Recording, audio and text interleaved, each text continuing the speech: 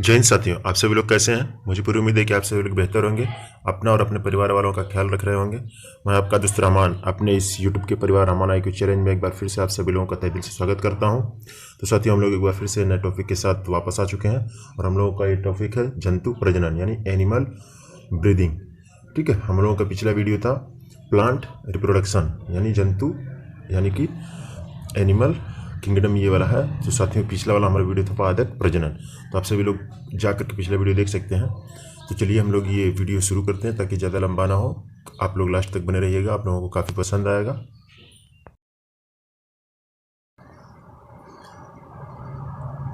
तो हम लोग देखते हैं, पहला है नर जनन अंग। जैसा कि हमने पिछले वीडियो में बनाया था, हम आपको बताया था कि सेक्सुअल रिप्रोडक्शन क्या होता है और अनसेक्सुअल रिप्रोडक्शन क्या होता है। हमने अनसेक्सुअल रिप्रोडक्शन के बारे में पढ़ लिया है, तो हम लोगों का ये वीडियो है सेक्सुअल रिप्रोडक्शन यानी कि लैंगिक प्रजनन। तो लैंगिक प्रजनन में जहाँ पर ही और सी दो लोग होते हैं और शुक्राणु यानी कि स्पर्म और एग दोनों मिलकर फर्टिलाइजर करते हैं और उससे क्या होता है, जायगोट का निर्माण होता है। जायगोट से सेल बनते हैं, सेल से टिश्यू बनते हैं, टिश्यू से ऑर्गन्स बनते हैं और उससे जन्म होता है। ठीक है, ये होता है। तो हम लोग यही पढ़ने वाले हैं। तो पहले देखते हैं कि मेल रिप्रोडक्शन ऑर्गन्स में कौन कौन से क्या क्या मौजूद होते हैं। मेल रिप्रोडक्शन ऑर्गन्स में क्या क्या मौजूद होते हैं, पहले हम लोग ये देख लेते हैं। तो इसमें कहा गया है कि एक जोड़ी क्या होता है, टेस्टिस होता है। रिप्रोडक्शन ऑर्गन्स में कौन कौन सी चीज़ें मौजूद होती हैं। तो पहला क्या होता है कि एक जोड़ी क्या होता है, टेस्टिस होते हैं और दो जोड़ी क्या होते हैं, शुक्राणु नलिका यानी कि स्पर्म डक्ट होते हैं। यानी कि स्पर्म डक्ट होते हैं कितने, दो होते हैं। और एक क्या होता है, पेनिस यानी कि शिश्न कहते हैं हिंदी में इसको। एक पेनिस होता है और वृषण यानी टेस्टिस होता है। और इसके बाद क्या होता है, जब ये किस चीज़ के फॉर्मेशन करते हैं, जायगोट का फॉर्मेशन करते हैं। और इससे क्या होता है कि स्पर्म का निर्माण होता है। स्पर्म के साथ मिलकर के ये जायगोट का निर्माण करते हैं। कह रहा है कि जो टेस्टिस से निकलते हैं, क्या शुक्राणु यानी कि स्पर्म जो निकलते हैं, उससे क्या होते हैं, लाखों की संख्या में वो निकलते हैं। और इससे क्या होता है कि बहुत सारे सूक्ष्म यानी कि बहुत ही स्मॉल छोटे छोटे होते हैं। और प्रत्येक में क्या होता है, जो स्पर्म निकलता है उसमें एक हेड होता है और एक मिड भाग होता है और एक टेल होता है यानी पूंछ वाला भाग होता है। तीन भाग होते हैं। और ये याद रखिएगा कि ये हमेशा मोशन में होते हैं। इसलिए मोशन में होते हैं क्योंकि इनमें माइटोकॉन्ड्रिया मौजूद होती है, इसीलिए ये मोशन में होते हैं। तो कह रहा है कि क्या स्पर्म एक कोशिकीय जैसा प्रतीत होता है यानी यूनिसेल्युलर जैसा प्रतीत होता है। तो हाँ, रियली हाँ, हर शुक्राणु में कोशिका में समान रूप से संघटन पाया जाता है। कह रहा है कि हाँ, जो शुक्राणु होते हैं वो एक कोशिकी की तरह ही व्यवहार करते हैं, वो एक कोशिकी की ही तरह व्यवहार करते हैं। चलिए हम लोग देख लेते हैं कि ये रहा हम लोगों का मेल रिप्रोडक्शन। ठीक है, तो इसमें क्या क्या मौजूद होता है ये हम लोग देख लेते हैं। देखिए, ये टेस्टिकल यानी टेस्टिस होता है। यहाँ पे ये टेस्टिस हुआ, कितने हुए, एक जोड़ी यानी दो हुए। अब पेनिस कितने होते हैं, एक ही होते हैं। हम इंग्लिश का यूज करेंगे ज़्यादातर। यहाँ पर ये कलेक्ट होता है यानी कि यूरेथ्रा है ये। और ये वैस डिफरेंस होता है। वैस डिफरेंस यानी कि शुक्र नलिका, जहाँ से स्पर्म का निर्माण यहाँ कहाँ होता है, स्पर्म का निर्माण टेस्टिकल में यानी टेस्टिस में होता है। और यहाँ से ये इस नली यानी कि वैस डिफरेंस के थ्रू जाता है कहाँ, सेमेनियल वेसिकल में जाता है। और यहाँ से फिर क्या होता है कि हमारे पेनिस के थ्रू ये बाहर निकलता है। पेनिस का दो ही कार्य होता है, एक होता है कि जो हमारे अंदर जो यूरिन होता है उसको बाहर निकालना, और दूसरा काम होता है कि स्पर्म को बाहर निकालना। दो ही काम होता है, अन्यथा इसका और कोई यूज है नहीं। ठीक है, तो ऐसा इसलिए होता है क्योंकि यहाँ जो है, यहाँ पे हमारी किडनी से भी जो आता है फिल्टर करके यूरिन वगैरह, उसे भी इसी माध्यम से निकालना होता है। तो ये भी जाके वहीं जुड़ा होता है और ये भी दोनों एक ही जगह पे एक दूसरे से जुड़े होते हैं। एक ही जगह पे दोनों जुड़े होते हैं। तो दोनों एक ही जगह पे जुड़े होते हैं। और पुरुषों में जो होता है, पुरुषों में एक नसबंदी होती है यहाँ पे। तो ये क्या होता है, वैस डिफरेंस। तो वैस डिफरेंस यानी कि जब ये नसबंदी होती है पुरुषों में, उसको हम क्या कहते हैं, वैसेक्टोमी। क्या कहते हैं, वैसेक्टोमी कहते हैं। इस नसबंदी को क्या कहते हैं, वैसेक्टोमी। तो इसमें क्या होता है कि ये जो दो स्पर्म का यहाँ फॉर्मेशन होता है, इसको ले जाने वाली ये नलिकाएं जो होती हैं, इनको क्या किया जाता है कि बांध दिया जाता है, यानी कि इनको बांध दिया जाता है। तो इससे क्या होता है कि इस स्पर्म का फॉर्मेशन तो होता है लेकिन ये जा नहीं पाता आगे, ना ही पेनिस से आगे निकल पाता है। ये हुआ। और यहाँ से जो होता है, यहाँ से ये आता है, तो यहाँ पर इसी के माध्यम से हमारा जो होता है यूरिन भी बाहर निकालना होता है। तो यहाँ पे क्या होता है, एक ग्रंथि होती है, इसे हम क्या कहते हैं, प्रोस्टेट ग्लैंड। क्या हम कहते हैं उसे, हम प्रोस्टेट ग्लैंड, ठीक है, इसे हम क्या कहते हैं, प्रोस्टेट ग्लैंड। तो प्रोस्टेट ग्लैंड का काम क्या होता है कि कब हमें यूरिन को बाहर निकालना है पेनिस के थ्रू और कब स्पर्म को बाहर निकालना, ये इसका कार्य होता है। ये इसका क्या होता है, कार्य होता है, कब बाहर निकालना है। और क्या होता है कि जब बहुत ज़्यादा स्पर्म, मतलब स्पर्म जब हम कोई चीज़ ऐसे स्पर्म जब रिलीज होने लगता है, पुरुषों में क्या होता है कि प्रोस्टेट ग्लैंड जो होता है, इसकी खराबी के कारण ही बहुत ज़्यादा क्या होता है कि कैंसर होता है। प्रोस्टेट ग्लैंड में ही ज़्यादातर पुरुषों में कैंसर देखा जाता है, जबकि महिलाओं में क्या होता है, ब्रेस्ट कैंसर होता है, यानी कि कैंसर बहुत ज़्यादा देखने को मिलता है। ऐसा इसलिए होता है क्योंकि आजकल की माएँ जो है बच्चों को दूध पिलाना पसंद नहीं करती हैं, सिर्फ फैशन के थ्रू, ठीक है, वो अपना फैशन बिगड़ जाएगा इसलिए नहीं करते, जिसके थ्रू क्या होता है कि उनको ब्रेस्ट कैंसर बहुत ज़्यादा होने का चांस होता है। और पुरुषों में क्या होता है, प्रोस्टेट ग्लैंड, यानी कि ये वाला कैंसर बहुत ज़्यादा मात्रा में होता है। इससे क्या होता है कि धीरे धीरे कमज़ोर पड़ने लगता है, स्पर्म बाहर निकलने लगता है, बहुत ज़्यादा वो होने के बाद यूरिन के थ्रू भी स्पर्म बाहर निकलने लगता है, क्योंकि एक ही नलिका है, ये कमज़ोर पड़ने लगता है। चलिए हम लोग आगे देखते हैं। और हाँ, स्पर्म की अगर हम बात करते हैं कि स्पर्म लगभग कितने दिनों तक रहता है, तो लगभग 4 से 5 दिनों तक स्पर्म जो होता है तो एक दिन में लगभग 1.5 से लेकर के 3.9 करोड़ इतने क्या होते हैं, फॉर्मेशन होता है, यानी कि निर्माण होता है स्पर्म का, ठीक है। तो चलिए हम लोग आगे देखते हैं, फिर आगे जानकारी लेंगे इसके बारे में और भी बहुत सारे इन्फॉर्मेशन। देखिए ये रहा हेड और टेल, हम आपसे पहले बताए थे कि ये हेड हुआ, ये टेल हुआ, ये मिड भाग हुआ। ये इसलिए गति करता है कि इसमें से माइटोकॉन्ड्रिया की मात्रा मौजूद होती है, माइटोकॉन्ड्रिया की मात्रा मौजूद होती है। अब मादा यानी कि फीमेल के लिए हम देख लेते हैं फीमेल में क्या क्या होता है। फीमेल में हम लोग देख लेते हैं क्या क्या होता है।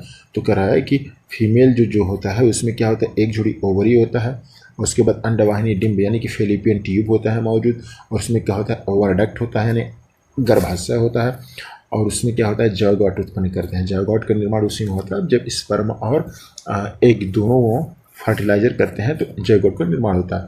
फिर कह रहा है कि इससे एग कहते हैं, कह रहा है कि स्त्री यानी फीमेल के अंदर जो होता है एक होता है मासिक चक्र, यानी कि हम इसे कहते हैं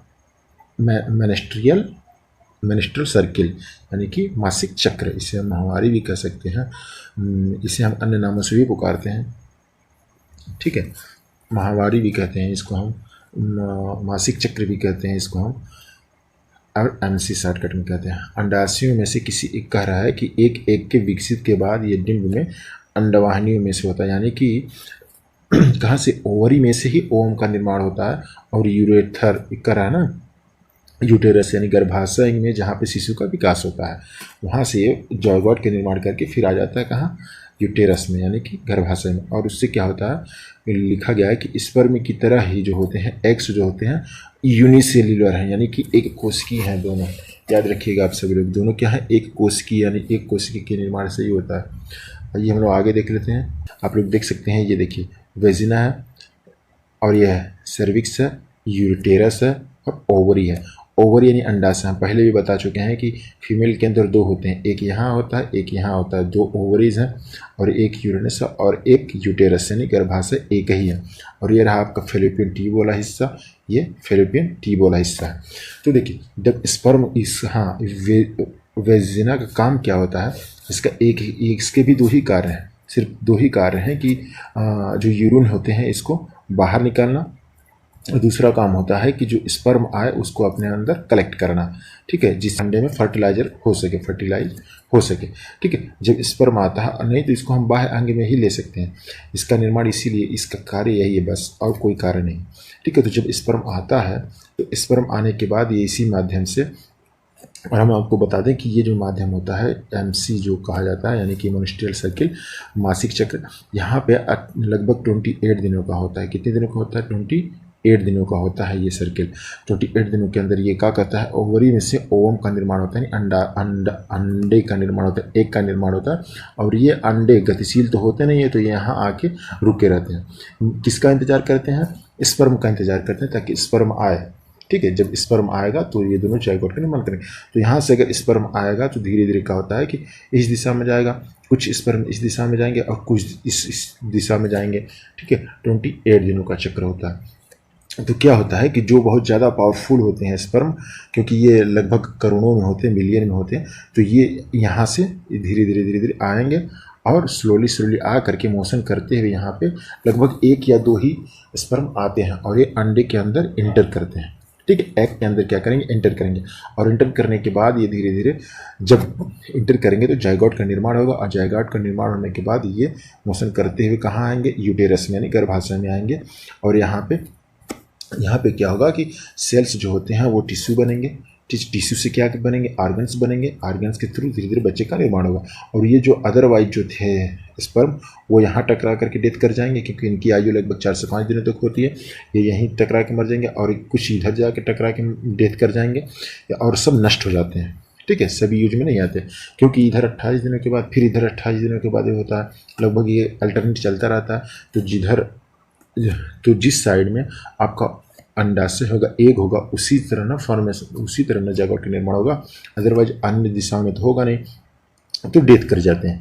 और अगर स्पर्म इसको ना मिले तो ये जो अंडाशय है, एग, इसका निर्माण जो हुआ है, ये क्या करता है, अगर इसका निर्माण ना हो तो ये एग जो होता है यहाँ इंतजार करता है, और म्यूकस के साथ मिलकर के कुछ दिनों बाद ये अपने आप ही लगभग 5 से 7 दिनों के बाद ये वेजिना के थ्रू बाहर निकल आता है। उसी को हम क्या कहते हैं, उसको मासिक चक्र कहते हैं। ठीक है, ये प्रक्रिया होती रहती है। 28 दिन यहाँ होगा, फिर यहाँ से इसका फॉर्मेशन होगा। और हाँ, इसमें महिलाओं के अंदर एक नसबंदी होती है, उसको हम क्या कहते हैं, ट्यूबोटामी। क्यों कहते हैं, क्योंकि ये ट्यूब है। ये क्या है, ट्यूब है, तो इसको क्या किया जाता है, बांध दिया जाता है। डॉक्टर इसको क्या कहते हैं, बांध देते हैं। बांधने से क्या होता है कि ये जो अंडाशय एक बनेगा वो आ करके और स्पर्म के साथ नहीं मिल पाएगा, तो स्पर्म भी डेथ कर जाते हैं और इसके थ्रू बाहर निकल जाते हैं। तो ये महिलाओं में होता है ऑपरेशन, यानी कि महिलाओं को नसबंदी को क्या कहते हैं, ट्यूबेक्टॉमी कहते हैं। ठीक है, याद रखिएगा आप सभी लोग। तो यहाँ क्या होता है कि यहाँ से यहाँ आएगा बच्चा, तो बच्चे का निर्माण होगा धीरे धीरे, और बच्चे का निर्माण होगा कहाँ होता है, याद रखिएगा कि स्पर्म जो आता है तो कहाँ आता है, सबसे पहले यूटेरस में आता है। याद रखिएगा, यूटेरस में आता है। और हाँ, और अगर ये पूछे कि जाइगोट का निर्माण कहाँ होता है, तो जाइगोट का निर्माण कहाँ होता है, फैलोपियन ट्यूब में होता है। आप सब लोग याद रखिएगा, कहाँ होता है, फैलोपियन ट्यूब में होता है। ये प्रक्रिया लगभग देखिए 13 से लेकर के 14 वर्ष की उम्र में ये प्रक्रिया शुरू हो जाती है, और लगभग 40 से लेकर के 45 वर्ष तक की उम्र तक ये प्रक्रिया चलती रहती है। इसके बाद क्या होता है, इसमें बहुत सारे हार्मोन्स चेंजेज होते हैं। हम हार्मोन्स के बारे में नेक्स्ट वीडियो बनाएंगे, ताकि ज़्यादा वीडियो लंबा ना हो कि किस हार्मोन्स के द्वारा ऐसा होता है, ऐसा नहीं होता है। नहीं, क्योंकि बहुत सारे हार्मोन्स इसके लिए जिम्मेदार है। आप सभी लोग शायद देख सकते हैं, लगभग 13 से 14 वर्ष के बाद ये प्रक्रिया शुरू होती है, जो महावारी वाली है, और ये 40 से 45 वर्ष तक चलती रहती है। इसके बाद ये स्वतः समाप्त हो जाती है। स्वतः क्या होता है, इसका एंड हो जाता है, यानी फर्टिलाइजेशन होता कैसे, ये देख लेते हैं। तो कह रहा है कि इसमें क्या होता है, प्रथम चरण में क्या होता है, स्पर्म और एग क्या करते हैं, संलयन करते हैं, यानी कि मिलते हैं जब, तब क्या होता है, स्पर्म जो होता है एग के संपर्क में आने से इसमें क्या होता है, स्पर्म और एग में संलयित हो जाता है, एग में मिल जाता है। तो स्पर्म और एग क्या करता है कि निषेचन कहलाता है, यानी फर्टिलाइजेशन कहलाता है। जब दोनों मिलते हैं तो फर्टिलाइजेशन होता है। ठीक है, कह रहा है कि इसमें स्पर्म और निषेचन के परिणाम स्वरूप युग्मनज यानी जाइगोट का निर्माण करते हैं। ठीक है, क्या करते हैं, जाइगोट का निर्माण करते हैं। जब दोनों मिलते हैं तो जाइगोट का निर्माण करते हैं। जैसे आप सभी देख सकते हैं, बिल्कुल ये देखिए एग है, ठीक है, एग है ये, और ये क्या है, स्पर्म है। देखिए 3 स्पर्म आ रहे हैं, ठीक है, तो एक स्पर्म इंटर करेगा जब, तो ये 2 भागों में लगभग डिवाइड हो जाएंगे। फिर ये धीरे धीरे मोशन करते हुए कहाँ जाएंगे, यूटेरस में जाएंगे, यानी गर्भाशय में जाएंगे, और वहाँ पे क्या होगा, निर्माण होगा। तो आप सभी लोग देख सकते हैं, बिल्कुल इसी तरह होता है। अब देखिए फर्टिलाइजेशन की प्रक्रिया में क्या क्या मतलब चाहिए। तो देखिए सिंपल सी बात है, एक मेल होना चाहिए, एक फीमेल होना चाहिए। तो मेल के अंदर क्या होता है, स्पर्म होता है। फीमेल के अंदर क्या होता है, फीमेल गैमेट के अंदर क्या होता है, ओवम होता है, यानी अंडाणु होता है, यानी ओवरी से निकलता है, या एग भी हम कह सकते हैं इसको। अब ये जब दोनों मिलते हैं तो किसका निर्माण होता है? जाइगोट का निर्माण होता है। जाइगोट के बाद किसका निर्माण होगा? एम्ब्रियो यानी भ्रूण का निर्माण होता है। जाइगोट के बाद क्या होगा? भ्रूण का निर्माण होता है। भ्रूण के बाद क्या होता है? प्रेगनेंसी यानी गर्भ में हो जाता है। जब वहाँ से मोशन करके हो जाएगा तो वहाँ गर्भ में भ्रूण का निर्माण होगा। भ्रूण में क्या होता है? गर्भ का निर्माण होता है। फिर गर्भ से क्या होगा? ये बच्चा बन जाएगा, यानी नवजात बच्चा यानी न्यूनेटल बन जाएगा। ठीक है, ये रहा अंग के बारे में हम देख लेते हैं जो हिंदी के स्टूडेंट्स हैं उनके लिए काफ़ी महत्वपूर्ण है। देखिए इसके लिए क्या होता है, हिंदी में हम समझाने की कोशिश करेंगे इसमें। देखिए ये अंडाशय होना चाहिए, अंडवाहिनी होना चाहिए, गर्भाशय होना चाहिए, माहवारी और गर्भनली होना चाहिए। और जनन नर में क्या होता है? वृषण, वृषणकोश, संवृषण नलिकाएं, एपिडाइडिमिस, शुक्रवाहिकाएं, मूत्रमार्ग और शुक्राशय होना चाहिए, मौजूद होना चाहिए उनके अंदर। तो फर्टिलाइजेशन के बाद क्या होता है? कह रहा है कि एग जो होता है ये किससे मिलता है? हमें माता के द्वारा यानी स्त्री यानी कि ही यानी सी के द्वारा मिलता है। और पिता यानी कि फीमेल, पिता यानी कि मेल के द्वारा क्या मिलता है? स्पर्म का मिलता है। दोनों जब मिलते हैं तो किसका निर्माण होता है? जाइगोट का निर्माण होता है। और एक संतान के कुछ लक्षण देखिए, ये बहुत ही जो जेनेटिक होता है वही बात कर रहा है कि कुछ माता के लक्षण होते हैं और कुछ पिता के लक्षण होते हैं। ये क्या होते हैं? जेनेटिक होते हैं। आप इसके लिए आप एग्जाम्पल के रूप में अपने भाई बहन को देख सकते हैं, तो पहचानने का प्रयास कर सकते हैं। ठीक है, प्रयास कर सकते हैं कि क्या इसके लक्षण कुछ माता के पड़े हैं या पिता के लक्षण पड़े हैं। ठीक है, दोनों में से किसी के लक्षण अवश्य पड़ेंगे। यह निषेचन कर रहा है कि यह जो फर्टिलाइजेशन होता है ये क्या होता है? आइनर यानी कि अंदर, इनर फर्टिलाइजेशन होता है। ठीक है, जैसे कुछ एग्जाम्पल हैं, मनुष्य हुआ, गाय हुए, कुत्ते हुए, मुर्गी हुए यानी कि काऊ हुए और डॉग हुए। ठीक है, इसमें अनेक क्या होता है? आंतरिक निषेचन होता है। बाह्य की बात करें तो जैसे मेढक वगैरह होते हैं उनके अंदर बाह्य निषेचन होता है। अब भ्रूण के बारे में बात करें तो भ्रूण का निर्माण कैसे होता है, तो देखिए यहाँ साफ साफ लिखा है कि जाइगोट का निर्माण होता है और भ्रूण में क्या होता है? एक मनुष्य विभाजित होता है और यहाँ पे सेल्स जो होते हैं, सेल्स बहुत सारे सेल्स मिलकर के क्या बनाते हैं? कह रहा है कि सेल्स क्या मिलके बनाते हैं? टिश्यू। सेल्स क्या मिलके बनाएंगे? टिश्यू। इससे क्या मिलेंगे? ऑर्गन का निर्माण होगा। ऑर्गन से क्या होगा? यानी कि वही भ्रूण होता है, भ्रूण का निर्माण होगा। फिर ऑर्गन से ही क्या होता है? शरीर का निर्माण होता है और ये प्रक्रिया होती रहती है। ठीक है, तो सबसे पहले सेल्स के रूप में हम होते हैं, देख सकते हैं आप सभी लोग। ये अंडे का निर्माण होता है, यहाँ से अंडे का निर्माण होगा, अंडा निकल के यहाँ आएगा, तो यहाँ जब यहाँ से स्पर्म आएगा तो यहाँ इंटर करेगा तो यहाँ क्या होगा? जाइगोट का निर्माण होगा। और धीरे धीरे स्लो मोशन करते हुए लगभग यहाँ आएगा जहाँ पे बच्चे का निर्माण होना है। आप सभी लोग बिल्कुल साफ देख सकते हैं। बिल्कुल, अगर आप सभी लोग दोबारा देखना कोशिश करिएगा बेहतर समझ में आएगा आप सभी लोगों को। हम जल्दी इसलिए करेंगे कि ज़्यादा वीडियो लंबा ना। देखिए ये क्या कह रहा है कि ये जो होता है यूटेरस में होता है, निरंतर विकास होता रहता है। यानी कि यूटेरस में जब एम्ब्रियो होता है तो उसका स्लोली उसका जो होता है उसका जो होता है बॉडी का निर्माण होने लगता है। जैसे हैंड हुए, हेड हुआ, आई हुआ, ईयर हुआ, ये सब बनने लगते हैं धीरे धीरे। और जब ये विकसित हो जाता है तो वही माँ जो होती है एक शिशु को जन्म देती है, बिल्कुल स्वस्थ शिशु को जन्म देती है एक माँ। तो एक स्वस्थ माँ जो होती है एक स्वस्थ बच्चे को जन्म देती है। ये प्रक्रिया रहा, आप सभी लोगों को काफ़ी पसंद आया होगा। अब हम लोग देख लेते हैं कि मेल और फीमेल में कुछ हार्मोन्स जो होते हैं एग्जाम्पल में ज़्यादातर पूछे जाते हैं। तो जैसे देख लीजिए आप लोग, जैसे हम कुछ हार्मोन्स के बारे में जानकारी देते हैं, फिर हम पिछली कक्षाओं में यानी कि अगली कक्षाओं में इसके बारे में डिटेल में एक वीडियो बना देंगे। जैसे देखिए टेस्टोस्टेरोन होता है, टेस्टोस्टेरोन होता है एक, इसको हम क्या कहते हैं? मेल हार्मोन्स कहते हैं। ठीक है, मेल हार्मोन्स 4 ऑप्शन देकर के पूछ देता है कि कौन से मेल हार्मोन्स है, कौन से फीमेल हार्मोन्स है। इससे क्या होता है कि पुरुषों के अंदर यौन शक्ति बढ़ती है। यौन शक्ति का अर्थ हुआ कि सेक्सुअल डिज़ायर बढ़ते हैं। ठीक है, और फीमेल के अंदर कुछ होते हैं, जैसे देखिए प्रोजेस्टेरोन होता है, प्रोजेस्टेरोन हो गया।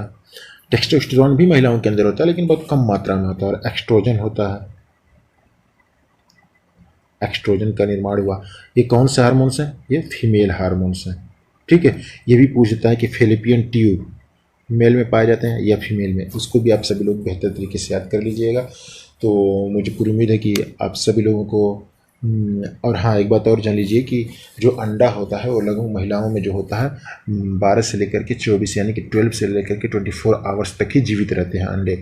इसीलिए क्या होता है कि कभी कभी माताएं बहुत जल्दी गर्भ धारण कर लेती हैं और कभी कभी बहुत लेट होता है। ऐसा इसलिए होता है कि स्पर्म की आयु तो कुछ लंबी होती है, लेकिन ये जो एग्स होते हैं उनकी आयु लंबी नहीं होती है। ये सिर्फ लेकर 12 से लेकर के 24 आवर्स तक ही होता रहता है। और स्पर्म जो होता है 5 से लेकर के 7 डेज तक, कितने दिन तक, 5 से लेकर के 7 डेज तक इसका जीवित रह सकता है। ठीक है, तो आई होप कि आप सभी लोगों को बेहतर समझ में आया होगा। अगर आप सभी लोगों को बेहतर समझ में आया होगा तो लाइक, शेयर और सब्सक्राइब जरूर करिएगा।